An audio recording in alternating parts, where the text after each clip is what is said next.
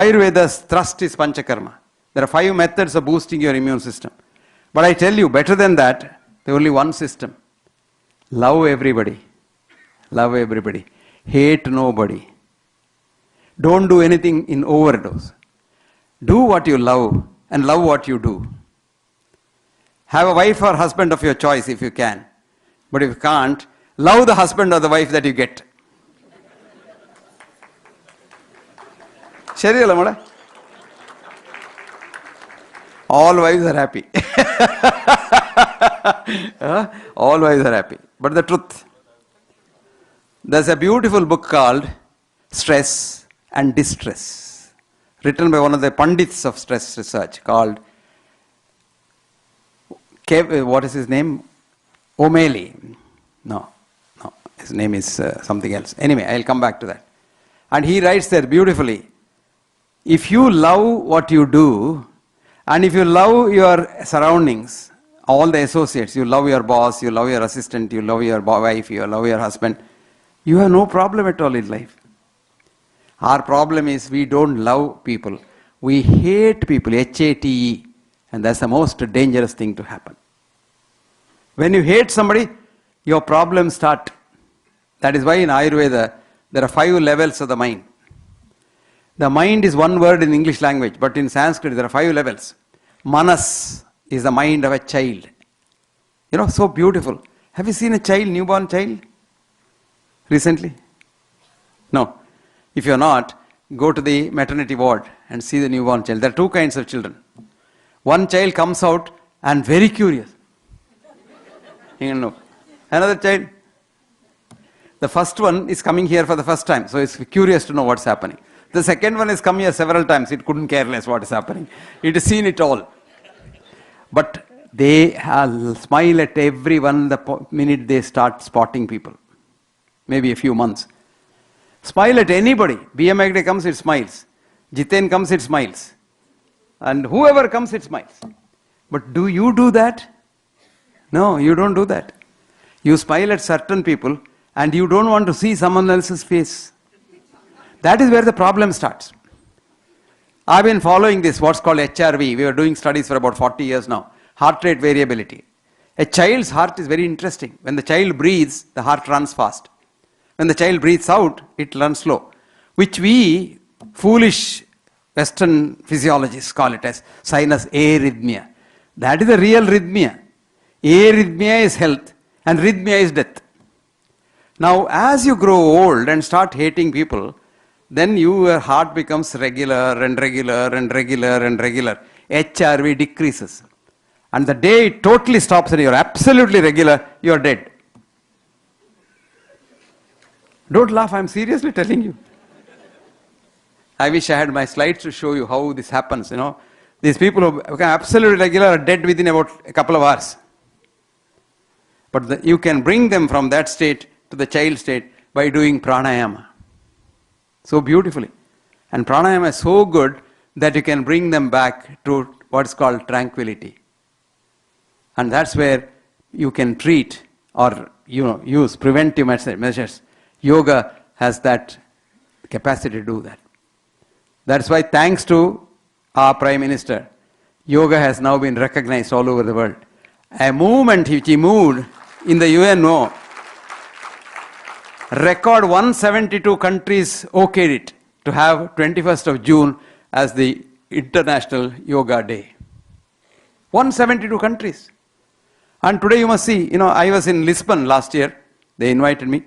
There's a fascinating place in Lisbon.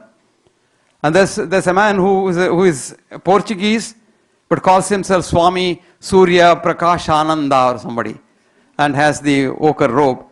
And he has got a big band of people doing yoga. And I was there for the 21st, and then we went up to the days, and one old lady comes. Oh, how old is she? 98.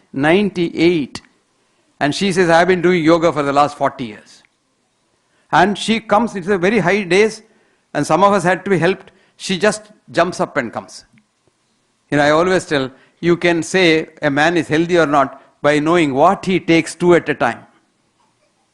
Did you get that? Stairs and pills. If he takes 2 stairs at a time, he will live another 50 years. If he takes 2 pills at a time, I don't know how long he will live. This girl was taking 2 steps, jumping, 2 stairs. And then she comes and we stand there and we all say, Om. This girl says, Om.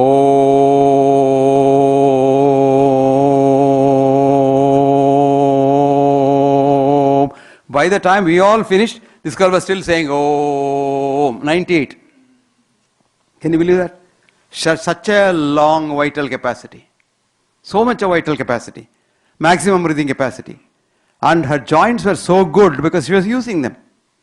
That's why now for the Canadian Gerontology Association, I've told them, you teach your people 2 things. A, Indian dance forms, Bharatanatyam. If you are a Bharatanatyam exponent, your joints will be supple even when you're 100. And if you're one of those chanting the Om, your maximum breathing capacity will remain the same for any number of years you live. The 2 things that happen as age advances, A, joint mobility comes down, B, the vital capacity comes down. And you must see these people. And that's how the sinus arrhythmia of a child comes back to the adult also when once you become a child. When do you become a child? When you have no hang-ups. Child has no hang-up.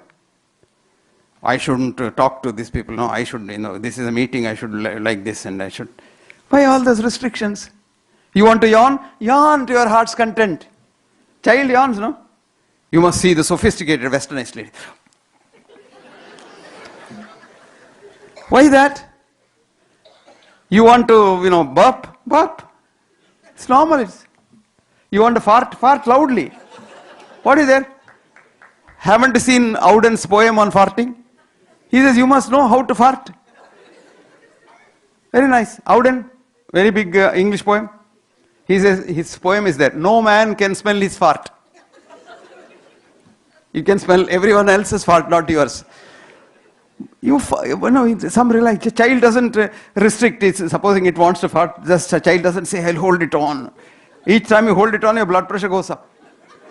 You're holding it on, breathing against closed glottis, which is Valsalva maneuver. You're almost killing yourself. Remember that. Fart, man. What is there? No, I'm just not joking. Seriously telling you. Become a child. Become a child in every aspect of it. That means your heart rate variability will come back to child sinus arrhythmia. And when once that happens, that's why that is a manas. Now the child is sent to school. Right? There, child is given some information. Time I am on. This restrict time Angane, Sherry. Time limit restricts, Yesterday I was worried because, there's the time is there, so much of programs to go on, and the children were waiting for dancing, etc. So I didn't want to. Restrict and the blood pressure went up. Innella free for all. So what happens? You just send the child to school. School is said, this is BMI day, this is so and so, that is so and so, this is so and so, etc., etc. And that level of the mind is called buddhi. You know what buddhi is? What you are told. You are told. You are told you should not fart in public. That's buddhi. But child doesn't have buddhi, it's a manas. It farts. So buddhi. That's why I say every newborn child is a genius, wrote Alexis Carrel, only to be converted to an idiot in school. So you become an idiot. So when the minute you become an idiot, then you become buddhi. Then after buddhi is the next level, where buddhi creates chitta. Chitta is buddhi plus ego. I am B.M. Hegde. I am A, B, C, D, E, F, G or some whatever it is. That is called chitta. And that's the level you get lot of problems in the mind. Chitta, vritti, undulations. Nirodha yogaha, Patanjali wrote. At the chitta level, you have so much of agitation in the mind. If you can control it, put a nirod there, not the government one, it leaks, but the real one.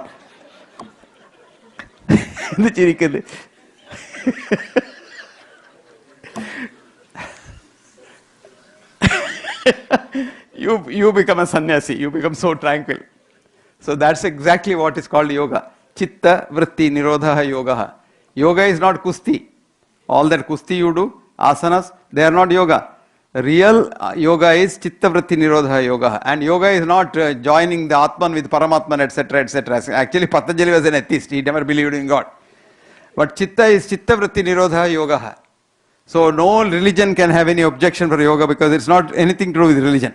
It's just the mind. That's all.